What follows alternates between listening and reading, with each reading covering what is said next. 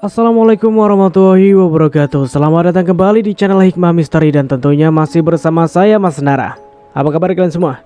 Semoga selalu baik-baik saja, sehat badannya, dilimpahkan rezekinya dan dihindarkan dari segala mara bahaya. Amin.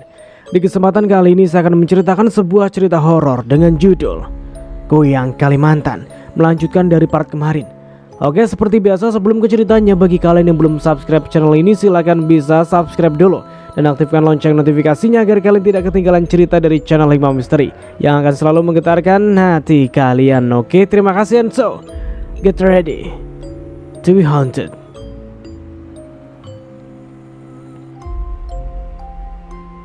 Untuk sekedar bernafas saja aku susah. Takut jika terdengar olehnya. Sampai akhirnya goyang itu kembali ke tempat asalnya, karena dia meninggalkan ari-arinya yang belum ludes. Saat dia benar-benar pergi, kami bisa sedikit bernafas lega. Tapi ari-ari siapa itu? Aku kira dia bakal balik lagi gangguin Susi, anak Bu RT lagi. Mungkin dia tidak berhasil, Dek, ganggu Susi, makanya dia cari tumbal lain, ucap Kak Riana. Ya bisa jadi. Jadi gimana selanjutnya? Apa kita pulang saja dulu? Tanya Asti. Kalau kita pulang, kita harus ke jalan tempat Kamel itu. Kita harus balik lagi ke sana, karena itu satu-satunya jalan yang menghubungkan kosan dan perkampungan, ujarku. Ya sudah, kita tunggu saja dia sampai pergi. Tapi kita harus sampai kosan sebelum dia. Bisa-bisa dia benar-benar curiga jika lihat kita tidak ada di kosan, Dek, ujar Karyana. Iya Kak, yuk ke tempat yang tadi. Di sini kita nggak bisa ngintai dia. Akhirnya kami bertiga merangkak untuk kembali ke tempat semula, mencoba menghindari ranting-ranting pohon, karena jika sampai menginjak ranting, sudah pasti suaranya akan nyaring dan berisik. Baru saja beberapa langkah, kami dikagetkan dengan suara cekikikan wanita. Spontan kami menoleh. Saat kami menoleh, ternyata itu adalah sosok kuntilanak yang mengganggu kami tadi. Dengan menahan teriak, kami serentak berlari ke barat sambil bergandengan tangan. Jika teriak, otomatis kuyang jelmaan Kak Mel akan ngeh dan ketahuan. Berlari dalam bisu sungguh tidak enak. Nafas semakin memburu. Sosok itu mengejar dengan tawa yang melengking, namun seperti tidak terdengar oleh Kamel.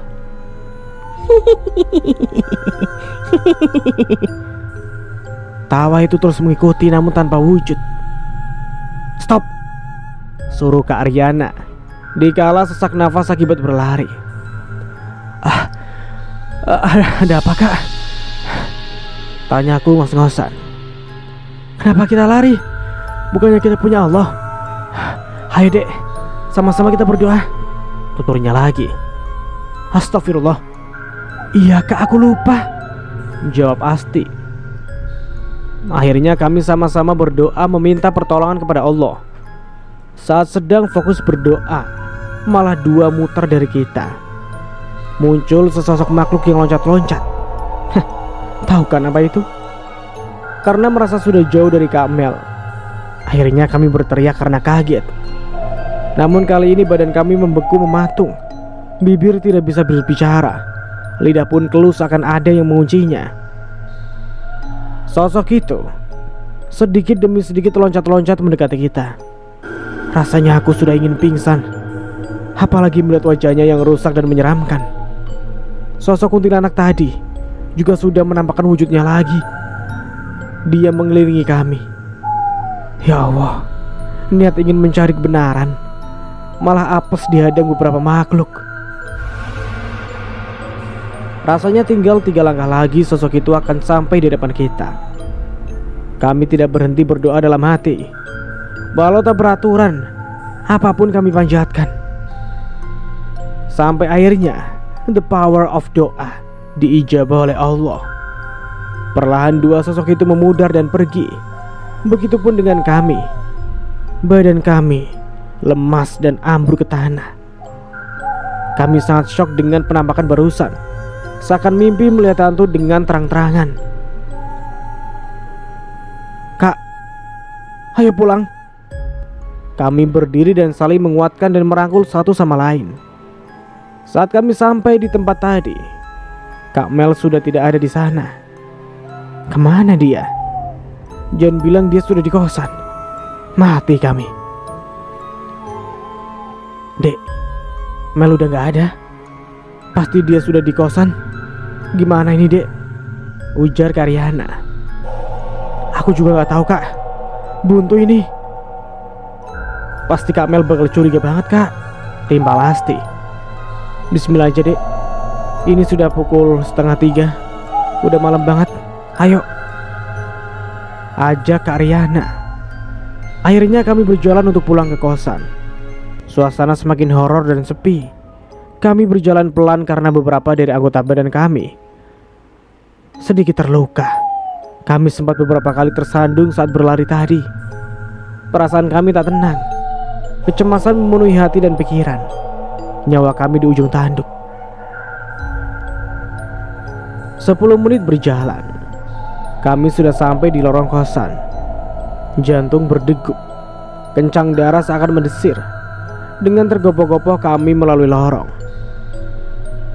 Baru saja Kak Riana akan memasukkan kunci kamar. Pintu kamar terbuka terlebih dahulu. Hebat. Kak Mel timbul dari balik pintu, lalu menepuk-nepukkan kedua tangannya di atas wajah kami. Dari mana saja kalian? Apa yang kalian cari? Sudah mulai ingin tahu? Lanjutnya. Dek. Kami semuanya sudah bagikan mayat hidup pucat pasi dan matung. Kami saling pandang. Sampai akhirnya tangan Kak Mel menarikku. Lepaskan, Kak. Aku menjerit sambil mengibas-ngibaskan tanganku. Dek, berisik. Kenapa teriak-teriak? Nanti semua orang pada keluar, ujar Kak Riana sambil mengelepak tanganku. Dan kemudian aku tersadar bahwa aku hanya berhalusinasi. Syukurlah. Ternyata kami masih berada di depan pintu. Ayo masuk. Si Mel belum balik, seru Kak Riana. Akhirnya kami bertiga masuk ke dalam. Niat hati ingin bersih-bersih, namun kamar mandi masih terkunci rapat dari dalam. Jadi kami memutuskan akan langsung tidur, biarlah dalam keadaan kotor pun. Saat aku menatap jam dinding yang menempel di atas pintu kamar, aku tersadar. Ternyata jam sudah menunjukkan pukul 03.40. Tapi kenapa Kak Mel belum balik? Udahlah, biarkan saja. Dia bertanggung jawab sendiri dengan perbuatannya. Setelah merebahkan badan di ranjang tanpa sadar, kami langsung tertidur. Mungkin karena memang lelah beberapa jam berkeliling di dalam kebun dan juga shock yang masih mendera kami. Aku terbangun akibat pancaran matahari pagi yang menerobos masuk melewat ventilasi pintu. Aku beranjak bangun, mengambil handuk dan lekas ke kamar mandi tanpa mengingat kejadian semalam. Pintu kamar mandi pun lancar. Aku baru tersadar saat melihat ada bercak darah di lantai kamar mandi.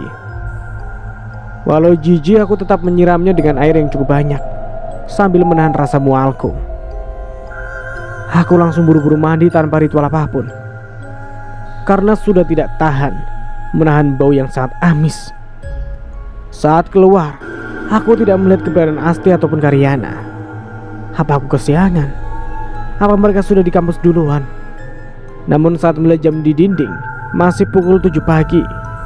Seharusnya mereka tidak meninggalkan aku. Kamel juga tidak terlihat. Kemana sebenarnya mereka semua? Setelah siap dengan pakaianku dan bermake up seadanya, aku langsung buru-buru untuk berangkat ke kampus. Walau sebenarnya masih lama kelasku, tapi tidak nyaman di kosan sendiri. Baru saja aku keluar dari pintu, Kak Ariana dan Asti menyembul dari balik pintu dengan menenteng beberapa kantong kresek. Laras, kamu mau kemana? Udah rapi aja, ucap enteng Asti. Kamu yang dari mana, As? Kukira kalian meninggalkanku ke kampus, makanya aku buru-buru juga. Takut sendirian di kos, ujarku. Masih siang ini, takut apa sih dek? Udah yuk sarapan dulu, kakak beliin kamu nasi kuning. Setelah menyantap habis sarapan, aku berniat akan mengatakan hal yang tadi aku temui di kamar mandi. Kak, aku mau ngomong. Ngomong apa dek? Tanya ke Ariana. Tadi pas aku mandi, aku nemuin banyak bercak darah di lantai kamar mandi kak. Apa kalian sudah ke kamar mandi? Titahku. Belum sih dek, karena pas tadi kami berangkat, Mel masih di kamar mandi. Lagi mandi dia tadi. Jadi kami hanya cuci muka di wastafel. Kok bisa sampai ada darah gitu ya? Tanyanya. Bisa jadi darah bekas leher Kak Mel yang terlepas kak. Dia udah berangkat kerja kali ya? Tumben pagi banget. Gak tahu juga sih. Soalnya kakak juga belum papasan muka sama dia. Tahu-tahu dia udah gak ada sekarang. Kayak menghindar gak sih kak? Celetuk Asti. Kayaknya sih. Ya udahlah, yuk berangkat. Keburu telat. Kelasmu pagi kan? Tanya Kak Ariana. Iya kak, pagi. Jam 8:10. Akhirnya kami bergegas pergi meninggalkan kosan dengan pikiran yang masih penuh dengan tanda tanya. Di depan kampus, aku dan Asti berpisah dengan Kak Ariana karena kelas kami sedikit berjauhan. Jam 3 sore aku dan Asti pulang tanpa Kak Ariana. Lagi-lagi Kak Ariana ada urusan dulu, sehingga akan pulang sedikit telat. Mungkin nanti malam. Sedangkan kepindahanku diundur jadi besok karena kamar di sana belum selesai dibereskan katanya. Sebelum sampai di kos, aku dan Asti tadi makan dulu di warteg karena hari ini sangat melelahkan. Banyak tugas juga. Jadi kayaknya gak apalah. Gak sempet jika harus masak. Kami juga membeli beberapa cemilan untuk nanti malam mengerjakan tugas. Sepertinya malam ini aku dan Asti akan terjaga karena mendapat tugas cukup banyak. Setelah bersih-bersih dan juga sholat, aku merebahkan badan di kasur, sedangkan Asti tengah memainkan ponselnya. Tanpa tersadar aku tertidur, padahal waktu masih sore. Aku bermimpi didatangi sosok kuntilanak yang kemarin malam menggangguku di kebun itu. Dia berkata, "Pergilah dari sini jika ingin selamat. Jangan mempercayai orang yang baru kalian kenal, termasuk Riana." Dek. Seketika aku langsung terbangun. Aku berulang kali mengucap astagfirullah. Tidak mungkin. Pasti sosok itu hanya ingin mengecoh kepercayaanku kepada Kak Aryani. Jelas-jelas dia begitu baik kepada aku dan Asti. Setelah menetralkan pikiran, aku langsung mengambil wudhu karena ternyata sudah memasuki waktu maghrib. Pantas saja aku mimpi buruk. Saat akan mengambil wudhu, ternyata di dalam kamar mandi ada orang. Mungkin Kak Mel yang baru pulang kerja atau Asti. Karena dari tadi aku bangun, aku pun tidak melihat Asti. Aku menunggu sambil duduk di kursi dapur. Namun aku dengar ada yang bersenandung di dalam seperti tembang Jawa. Suaranya tidak begitu jelas karena aliran keran. Tidak mungkin Asti. Dari mana dia tahu tembang aneh seperti itu? Lagi pula kami bukan dari Jawa. Aku mulai menaikkan indera pendengaranku sampai menempelkan telingaku ke pintu kamar agar terdengar jelas suara siapa itu. Tengah asik menguping dan bahkan belum tahu suara siapa itu, tiba-tiba keran airnya mati. Dan dari dalam ada yang berkata lirih, "Sudahlah, tidak usah mengupingku. Aku tahu itu kamu. Pergilah sebelum terlambat." Dek, jantungku hampir saja copot saat mendengar suara serak lirih dan nyaring itu. Sudah bisa kupastikan itu adalah sosok yang tadi datang di mimpiku. Dengan sekuat tenaga, aku berlari ke arah pintu keluar. Suara ketawa itu seperti terus mengikutiku. Kamar yang hanya sepetak seakan berubah menjadi 3 lantai. Ingin mendekati pintu saja sungguh susah. Kakiku seakan ada yang menahannya. Dengan tertatih seperti orang pincang, aku terus melangkah. Sampai tiba-tiba sosok itu berada di belakangku dan menyentuh pundakku. Aku berteriak sekencang mungkin, namun tidak ada suara yang keluar. Seakan suaraku tertelan bumi. Aku benar-benar takut, sampai-sampai aku melupakan segala doa. Mau kemana? Kau tidak akan kulepaskan, ujar sosok itu masih dengan memegangi pundakku. Lepaskan, teriakku. Entah datang keberanian dari mana. Tiba-tiba suaraku yang tadi seakan tercekat sekarang keluar dengan lantang. Allah, Allah, Allah. Dengan lantang aku meneriaki nama Allah dan juga membaca ayat kursi. Cengkerama di pundakku mulai melemah saat aku terus melantunkan ayat kursi dan doa-doa lainnya. Sialan, awas kamu, aku akan kembali, teriaknya sebelum menghilang. Astagfirullahaladzim, mengapa masalahku malah bertambah? Bukannya selesai. Misteri Kak Mel saja belum bisa aku pecahkan. Sekarang malah datang lagi sosok hantu menyeramkan seperti itu. Aku terkulai lemas di lantai. Rasanya kepalaku akan pecah karena terlalu banyak hal yang aku pikirkan. Bu, Pak, bantu Laras. Tiba-tiba saja aku mengingat kedua orang tuaku. Aku akan menelpon mereka agar mengurangi rasa cemasku. Tutut. Telepon berhasil tersambung. Aku menantikan dengan perasaan yang was-was. Semoga saja ibu mengangkat panggilan dariku, karena memang untuk menelpon ibu yang di kampung agak susah. Mungkin karena sinyal. Tapi dari tadi aku tidak melihat Asti. Kemana dia? Apa mungkin dia keluar membeli sesuatu? Ya sudahlah. Setelah menunggu beberapa waktu, akhirnya telepon diangkat. Assalamualaikum, Bu, Pak, sedang apa? Maaf karena Laras baru menelpon lagi. Waalaikumsalam, Dok. Alhamdulillah, Bapak sama Ibu sehat. Kamu bagaimana di sana? Saat ditanya seperti itu, rasanya aku ingin berkata jujur, ingin berbagi cerita kepada ibu dan bapak. Namun aku tidak bisa melakukan itu. Laras baik-baik saja kok, Pak, Bu. Kalian tidak perlu khawatir. Jaga kesehatan ya, Pak, Bu. Doakan terus Laras di sini agar betah dan bisa berprestasi dan bisa membanggakan kalian. Ucapku sedikit gemetar dan gugup. Syukurlah jika begitu. Ibu dan bapak akan selalu mendoakan kamu, Dok.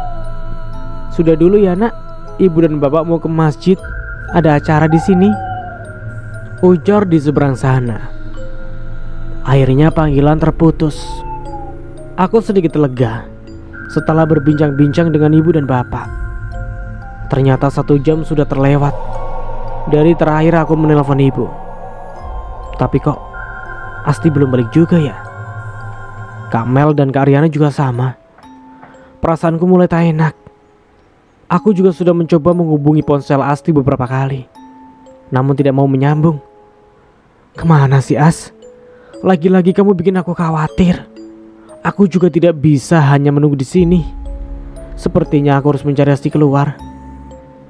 Setelah berganti pakaian, aku bergegas keluar dari kosan. Waktu sudah menunjukkan pukul 8 malam. Aku harus segera menemukan Asti. Kami di sini orang baru. Aku takut Asti nyasar. Kenapa kamu gak kasih tahu sih, As? Kalau mau kemana-mana? Dengan gemericik hujan yang menemani perjalananku, aku mulai menyusuri jalanan yang gelap dan lenggang. Di depan sana jalan raya. Akhirnya aku mempercepat langkah kaki berniat agar segera mendapatkan keberadaan Asti. Tepat di depan rumah ibu kos, aku berpapasan dengan anak bu kos yang bernama Fadlan. Laras ya? Mau kemana malam-malam begini? Tanyanya. Itu mas, saya lagi nyari teman saya, jawabku dengan gugup. Siapa? Yang kemarin ke rumah? Tanyanya lagi. Iya mas, sejak maghrib dia menghilang. Saya khawatir takutnya dia nyasar, jawabku. Ya sudah, Saya bantu cari ya. Ah, tidak usah repot-repot sih mas. Saya bisa mencari sendiri. Sebelumnya terima kasih ya, ucapku dan berlalu meninggalkannya. Namun rupanya dia mengikutiku dan terkekeh ingin membantu. Akhirnya aku mengiyakan. Kami berdua menyusuri tiap warung makan. Bisa jadi Asti masih makan. Tapi setelah beberapa warung makan dan juga toko dilalui, aku tidak kunjung menemukan Asti. Perasaanku semakin kalut dan cemas. Gimana kalau kamu coba telepon lagi? Siapa tahu teman kamu sudah di kos, ucap Fadlan, membuyarkan lamunanku. Tanpa menjawab, aku langsung mengambil ponsel dari saku dan mencoba menelpon Asti. Tut. Hanya itulah jawaban dari telepon ini. Perasaanku makin tak karuan. Akhirnya aku mencoba menelpon Karyana. Beberapa waktu menunggu, akhirnya pun diangkat.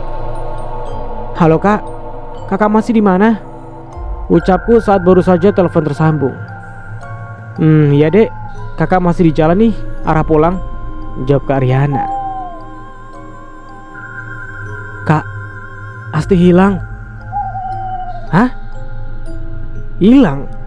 Kok bisa dek? Mungkin sedang keluar apa kemana gitu. Jangan dulu menyimpulkan sesuatu, toh ini juga masih siang. Jawabannya enteng yang membuatku shock. Mengapa Kak Ariana seperti orang gugup ya saat menjawab pertanyaanku?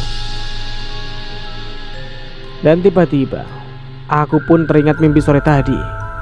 Saat mengingat mimpi itu, tengkuku serasa meremang. Akhirnya aku tepis rasa itu jauh-jauh.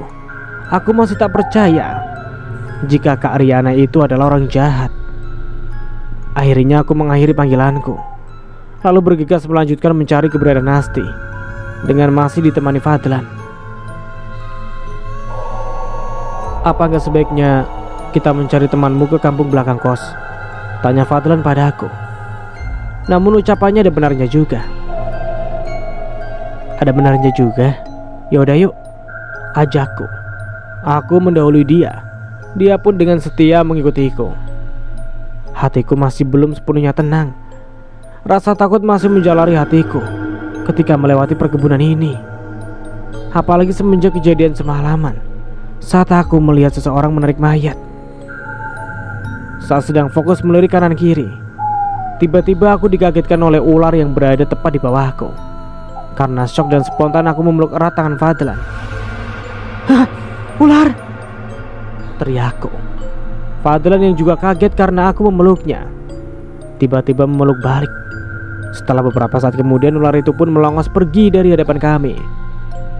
Kami saling pandang lalu menyadarinya. Dengan secepat kilat kami saling melepaskan pelukan. Rasanya malu sekali. Aku pun diam membisu sambil melanjutkan perjalanan. Maafkan saya Ras, saya tidak sengaja, ucapnya dengan sopan. Tidak apa-apa mas, saya juga salah.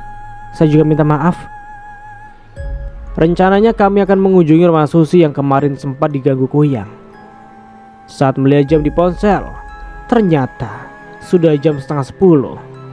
Sudah sangat malam ternyata. Perasaanku semakin tak karuan saat sudah memasuki perkampungan. Aku pun mempercepat langkah kaki. Saat sudah sampai di rumah Susi, keadaan rumah nampak sepi dan lenggang. Tidak ada orang yang berjaga seperti malam kemarin. Fadlan pun tampak kebingungan. Pasti dia tidak paham apapun soal Susi. Dia hanya menemaniku saja. Ya Allah As, kamu di mana? Aku khawatir loh As. Pulanglah, gumamku. Jadi gimana? Mau langsung pulang? Tanya Fadlan. Iya deh mas, pulang aja. Lagian ini sudah malam. Saya bingung mesti nyari kemana lagi. Mudah-mudahan Asti sudah berada di kosan, harapku. Di perjalanan balik, tengkuku meremang dan samar-samar ada yang berbisik. Temanmu sudah mati. Astagfirullah, apa itu? Aku semakin merapatkan posisiku pada Fadlan. Rasanya ada yang mengikuti kami. Fadlan pun tidak protes. Apa dia merasakan hal yang sama? Entahlah. Intinya saat ini pikiranku hanya tertuju pada Asti. Mengapa sosok itu berbicara seperti itu? Ada apa dengan Asti? Tanpa tersadar aku meneteskan air mata. Apa yang harus aku katakan jika ibu dan bapaknya menelpon? Sudahlah. Jangan berpikiran terlalu jauh. Asti pasti baik-baik saja. Aku seakan berperang dengan isi kepalaku sendiri. Beberapa saat kemudian, kami telah sampai di depan kosan kami. Aku pun izin untuk masuk dan tidak lupa mengucapkan terima kasih karena Fadlan telah menemaniku. Namun tiba-tiba Fadlan memanggilku. "Iya, kenapa mas?" tanya aku. Apa boleh saya meminta nomor kamu? Bukan maksud apa-apa kok. Kalau tidak boleh saya tidak memaksa, ucapnya sedikit gugup. Sebenarnya aku bukan tipe wanita yang sembarangan kasih nomor HP. Namun karena dia telah baik kepadaku, kurasa tidak apa-apa. Akhirnya aku pun memberi nomor HP-ku.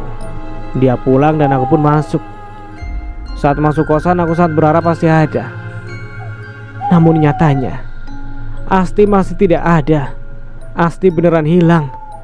Saat aku menelisik seisi kosan, aku pun tidak menemukan Kak Mel maupun Kak Riana.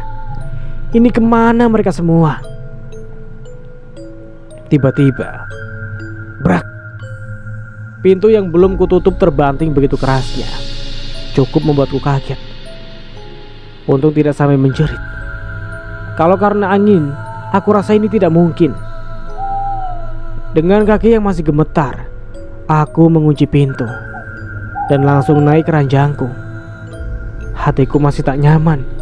Begitupun dengan otakku. Aku inisiatif menghubungi nomor Fadlan. Rasanya dia harus tahu, karena dia juga membantuku mencari Asti tadi. Aku mencoba mengirim pesan hanya untuk memberitahunya bahwa Asti tidak ada di kosan. Tidak lama ponselku pun berdering tanda pesan masuk. Ternyata dia membalas cukup cepat. "Astagfirullah, temanmu kemana ya Ras? Sebaiknya besok kita lapor polisi." Itulah isi pesan darinya. Bukan tidak mau mengiyakan, tapi aku sangat mengantuk. Tanpa aku sadari aku pun tertidur dengan kondisi ponsel yang berada di atas dadaku. Lagi dan lagi aku bermimpi tentang sosok itu. Cahaya matahari pagi menerobos masuk ke celah-celah jendela. Saking silaunya, aku pun terbangun. Saat terbangun aku langsung teringat Asti. Aku menyusuri seluruh ruangan. Ternyata yang kudapati adalah Kak Riana yang sudah pulang. Kakak kapan pulang? Apa kakak bareng Asti? Tanyaku sedikit lemas, karena baru saja terbangun tidur. Spontan Kak Riana yang sedang membelakangiku berbalik dan menjawab, "Kakak baru saja pulang. Semalaman nginep di rumah teman karena terjebak macet di jalan. Kalau Asti kakak tidak melihatnya sejak datang," jawab Kak Riana panjang lebar. Namun entah mengapa menurutku alasannya tidak masuk akal. Walau merasa tidak puas dengan jawaban Kak Riana, aku tidak memaksakannya. Takutnya dia tidak nyaman. Aku pun lantas pergi ke kamar mandi untuk mandi. Pukul 8 Kak Riana pamit pergi ke kampus, sedangkan aku memilih untuk libur karena berniat akan kembali melanjutkan pencarian Asti.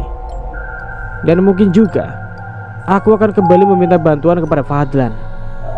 Gimana lagi, aku belum terlalu mengenal tempat ini. Bisa saja aku ikut-ikutan nyasar seperti Asti. Setelah Kak Ria pergi, kosan kembali sunyi. Di kepalaku banyak bermunculan pertanyaan. Salah satunya, mengapa Kak Riana biasa saja saat mengetahui Asti hilang? Tidak ada raut panik dari wajahnya, padahal kami sangat akrab satu sama lain. Kata sosok itu ada benarnya juga. Kita tidak boleh mempercayai orang baru, siapapun itu. Sebaiknya aku menghubungi Fadlan dari sekarang. Takutnya dia tidak ada di rumahnya. "Assalamualaikum mas, apa kamu ada di rumah? Kalau tidak kuliah, tadinya aku mau mengajakmu lagi untuk mencari temanku. karena aku takut nyasar jika sendiri. Selesai mengetik, aku langsung mengirimnya. Dengan penuh harap, aku menunggu balasan Fadlan. Namun ternyata begitu lama, sampai akhirnya aku memilih untuk sarapan dulu sambil menunggu balasan dari Fadlan. Aku memasak mie rebus memakai telur karena tidak ada nasi. Setelah selesai memasak, akhirnya ponselku berdering. Mudah-mudahan itu dari Fadlan. Dengan sedikit berlari sambil membawa mangkuk mie, aku mengambil ranjang. Saat aku lihat dari layar ponsel, ternyata memang Fadlan. Akhirnya dia membalas pesanku juga. Batinku. Waalaikumsalam. Bisa Ras, nanti saya ke kosanmu ya. Ternyata jawabannya sesuai dengan harapanku. Aku langsung mempercepat sarapanku, lalu memakai pakaian yang rapi. Setelah mengunci pintu kosan, aku menunggu di balai depan kosan yang berjejer. Aku akan menunggu dia terlebih dahulu sebelum memikirkan mau kemana mencari Asti, karena sungguh aku sudah buntu. 15 menit berlalu. Akhirnya Fadlan datang dengan sepeda motornya yang besar dan gagah itu. Aku seketika terpana dengan ketampanan anak ibu kos ini. Masya Allah, sedang enak memandang. Tiba-tiba aku dikejutkan dengan suara klakson motornya yang menggema. Hampir saja aku loncat dari tempat dudukku. Apaan sih mas? Aku kaget loh. Protesku sedikit cemburut. Maaf Ras, abisnya ngapain sih kamu ngelamun sambil liatin saya? Nanti suka lagi, sindirnya sambil cengengesan. Karena malu akhirnya aku mengalihkan pembicaraan. Gimana? Jadi kita mau kemana mas? Ikut saya saja, ayo cepetan naik, pintanya. Dan aku pun tidak menolaknya. Di perjalanan, kami saling membisu. Pandanganku terus menyapu setiap jalanan yang kami lewati. Fadlan pun fokus menyetir motornya. 20 menit. Akhirnya Fadlan berhenti di rumah kayu yang sangat sederhana. Akhirnya aku pun turun sesuai instruksi Fadlan. Mataku menyapu setiap sudut rumah. Tidak ada yang aneh. Semuanya terlihat damai dan sederhana. Ayo, ajak Fadlan. Aku hanya mampu mengekorinya tanpa mengeluarkan sepatah kata pun. Lalu Fadlan mengucapkan salam sebanyak 3 kali. Dan keluarlah seorang kakek-kakek yang kutafsir usianya 70-an. Dia mengenakan baju koko dan juga sorban yang melilit di lehernya. Feelingku beliau ini adalah ahli agama. Kakek itu membalas salam kami dan mempersilahkan untuk masuk. Kami pun beriringan masuk ke dalam rumah kakek tersebut. Rumah yang benar-benar terbuat dari bilik sederhana, persis rumahku di kampung.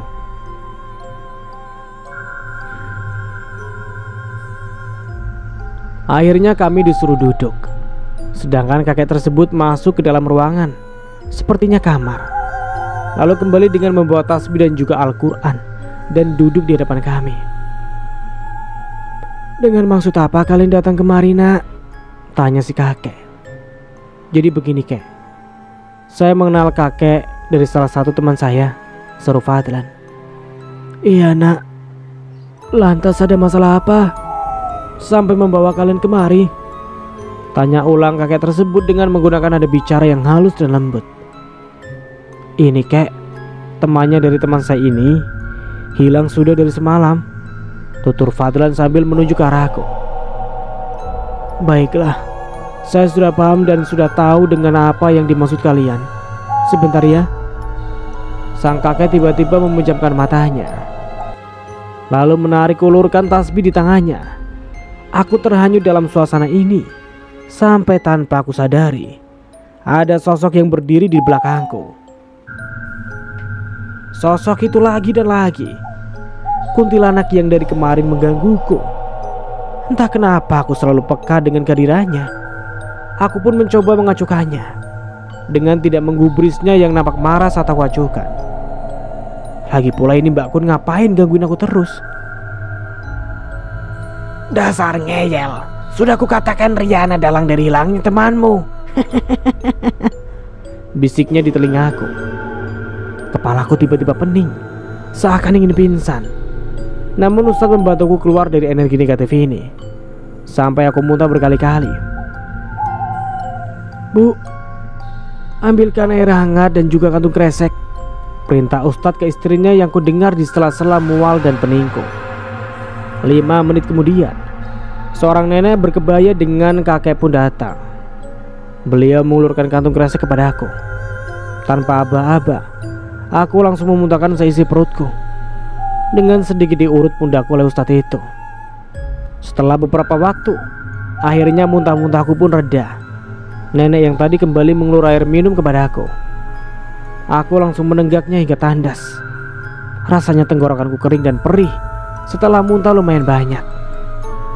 Aku juga masih merasakan keberadaan Mbak Kun itu. Iya, dia berada di pojok ruangan tengah tersenyum sinis ke arahku. Dasar wanita sialan. Ini pasti ulahnya, umpatku. Saat merasa sudah lega dan enakan, akhirnya Ustadz melanjutkan pembicaraan. Pertama-tama dia mengenalkan dirinya terlebih dahulu. "Perkenalkan, saya Kiai Mustafa, sesepuh kampung sini. Dan ini istri saya, Ibu Fatimah." Oh alah, ternyata beliau ini adalah seorang kiai. Pantas saja orangnya berbeda. "Untuk kamu pribadi, jangan mudah terkecoh oleh tipu muslihat setan. Mereka hanya ingin menyesatkan manusia. Mereka senang dengan kebencian dan dendam. Jadi jangan terkecoh. Tak selamanya orang yang kita sangat baik itu ternyata baik. Namun tak sedikit juga yang aslinya orang itu memang baik," tuturnya lagi.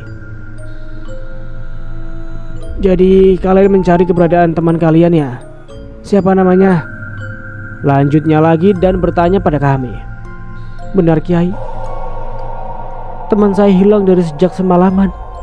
Jujur saya sangat khawatir karena kami adalah orang baru di sini. Namanya Asti Kiai," seruku. "Dia baik-baik saja nak.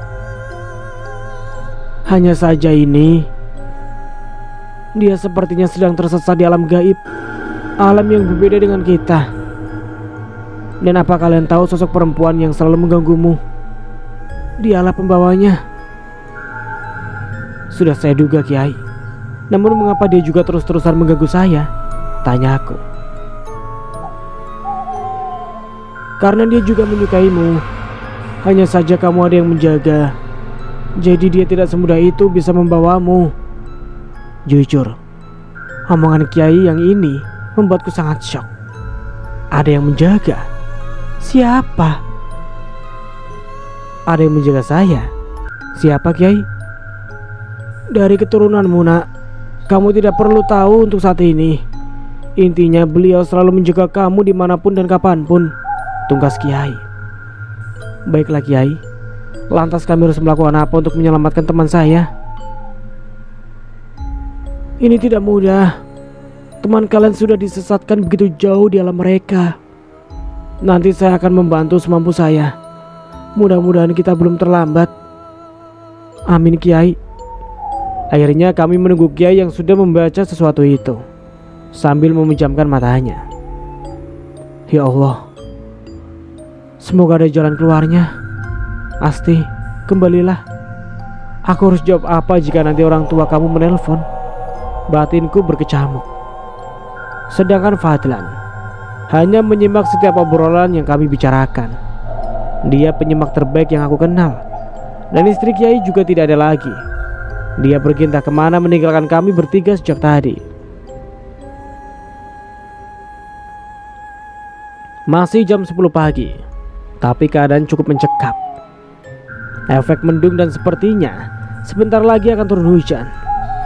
Ya Allah, lindungilah sahabatku dimanapun dia berada. Akhirnya setelah menunggu cukup lama, Kiai pun tersadar. Bagaimana Kiai? Tanya aku penuh harap. Malam nanti kita ke kebun belakang kosanmu ya nak, jawab Kiai. Boleh Kiai, saya akan tunggu. Ya sudah, sekarang kalian pulanglah sebelum hujan. Ingat pesan saya nak, jangan terkecoh atas tipu muslihat bangsa jin. Percaya pada hati nuranimu sendiri, pesannya kepada aku. Aku pun mengiyakan. lalu berpamitan dan melangkah pergi meninggalkan pekarangan rumah Kiai. Dan sampai di sini dulu ceritanya. Nantikan kelanjutan ceritanya di part berikutnya. Dari saya mohon maaf bila ada salah kata. Akhir kata, wassalamualaikum warahmatullahi wabarakatuh. Sampai jumpa di video berikutnya.